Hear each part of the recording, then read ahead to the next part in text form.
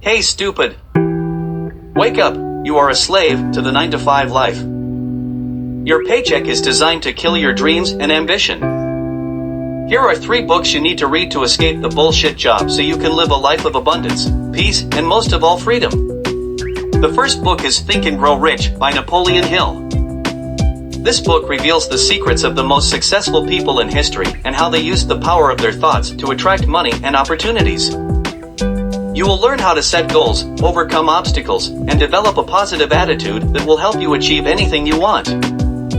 The second book is The Richest Man in Babylon by George S. Clason. This book is a collection of ancient parables that teach timeless principles of financial wisdom. You will learn how to save money, invest wisely, avoid debt, and increase your income.